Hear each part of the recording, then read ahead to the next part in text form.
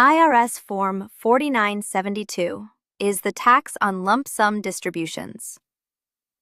If you received a lump sum distribution from a qualified retirement plan, you may be eligible to use special tax treatments that can reduce the tax owed.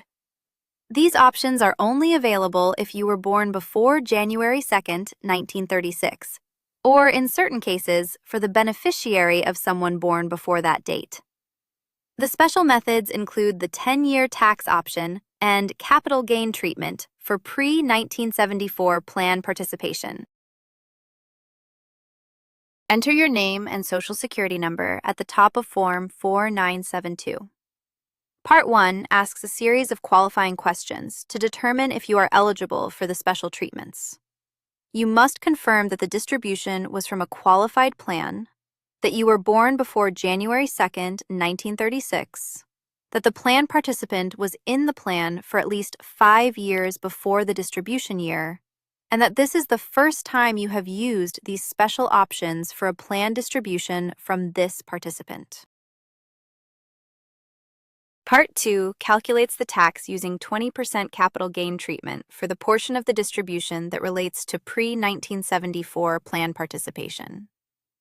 Part 3 calculates the tax using the 10-year tax option, which applies a special formula based on 1986 tax rates to compute a flat tax on the ordinary income portion of the distribution.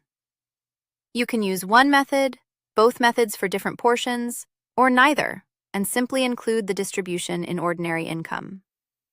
The separate tax calculated on Form 4972 is added to your regular income tax on Form 1040. The lump sum distribution rules are complex and limited to a small group of taxpayers born before 1936. Most retirement plan distributions taken today do not qualify for these special treatments and are simply included in ordinary income. If you believe you may qualify, review the Form 4972 instructions carefully or consult a tax professional.